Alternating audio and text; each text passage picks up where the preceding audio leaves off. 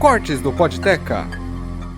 E assim, justamente pelo livro, né, ele ter esse componente tão forte de humanidade, né, e o senhor ter contado esses exemplos, né, das livrarias, dos livreiros, né, desses tempos áureos, né, do nosso centro aqui da cidade, como aquilo ali também atraía pessoas para lá e aquela interação.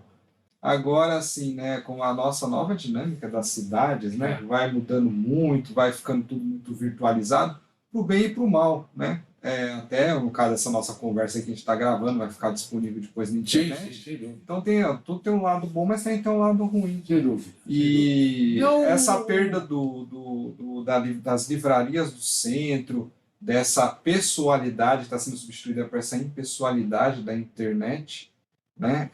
Como tudo é muito humano, né? Tudo é muito vivo nas antigas relações, agora ficando meio impessoal. Não, sem Quase como vai ser uma morte, vamos dizer assim. Como assim o nosso centro hoje, né? A gente vê como está o nosso centro hoje. Mais um reflexo dessa morte sem do dúvida, centro, dos lugares, das interações. Uma comparação.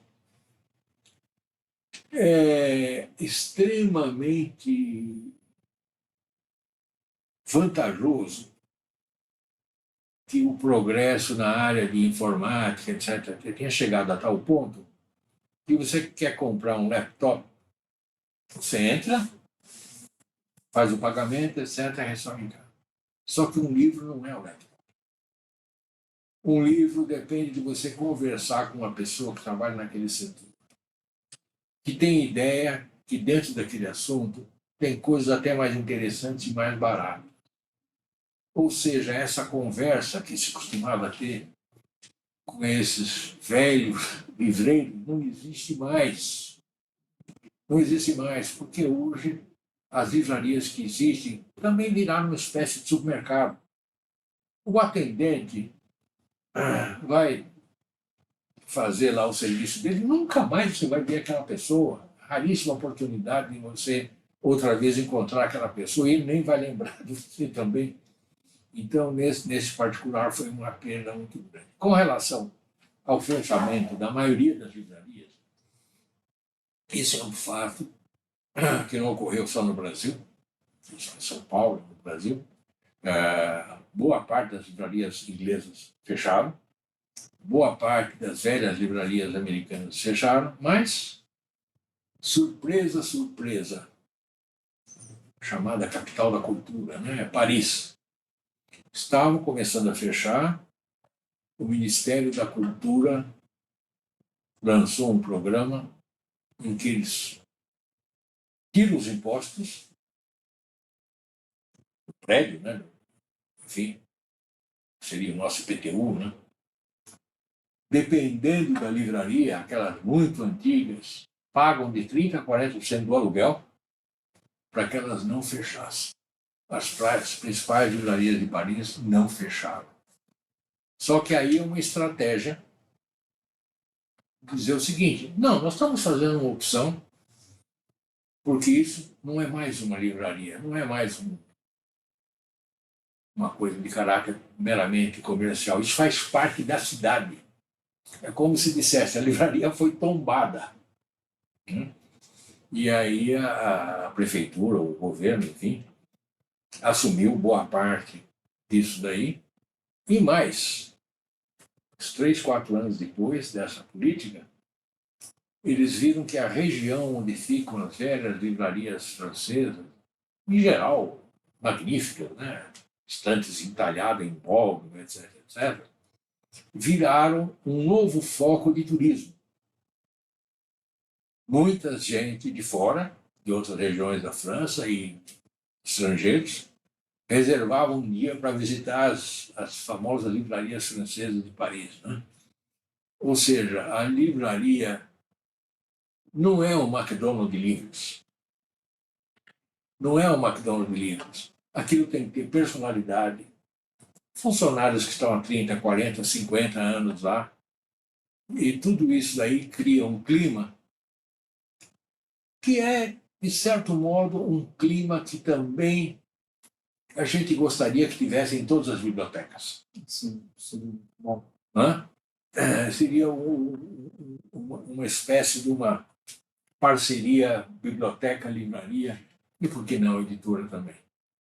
É fácil reverter isso? Não, não é fácil, mas a gente deve fazer um esforço. E o primeiro patamar, o primeiro degrau desse esforço é dar o conhecimento de tudo isso que foi dito aqui para as novas gerações. E, obviamente, quando apareceram, já não existia mais essa livraria. Como é que ele pode se lembrar de uma coisa que ele nunca viu? Exatamente. Não é isso? Uhum. Então, é importante isso. Obviamente, nós temos ainda boas livrarias, Livraria da Travessa, Livraria da Vila, etc. Mas não no número que a gente gostaria de ter e não com o tipo de atendimento, porque aí você precisa de funcionários com 10, 15, 20 anos de casa. Né? Então, tudo isso daí tem um outro lado da história, que é a gente incentivar as pessoas, também das gerações mais novas, a voltar a visitar as livrarias. Você quer comprar o livro de Físico-Química do Atkins na Amazon? Você vai pagar $100. Se for numa livraria, vai ser em reais, mas o equivalente vai ser 150, $160. Tudo bem, compra da Atkins. Mas vá também na livraria, dá uma olhada geral. As boas livrarias têm, em geral, uma cafeteria interessante. Algumas delas, não sei se isso continua, tinham até uma sessãozinha de música ali.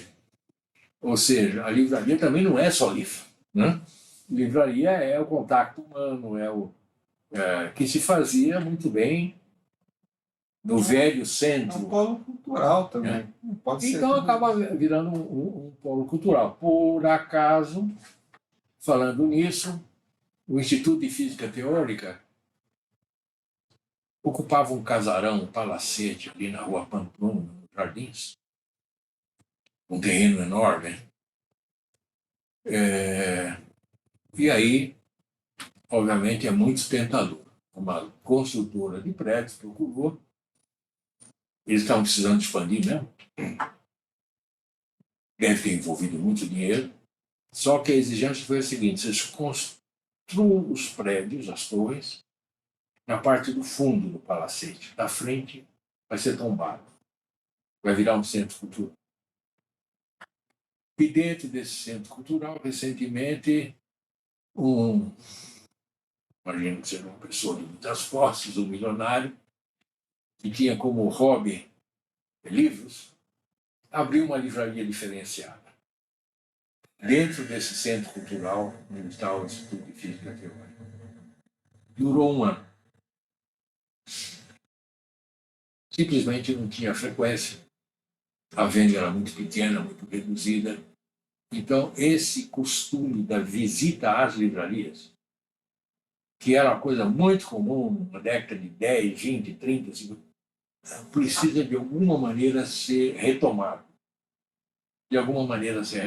Nesse sentido, essa biblioteca tem feito algum esforço, tipo exposição com temas ligados à química, exposição com relação aos grandes clássicos. Tudo isso aqui foi feito recentemente.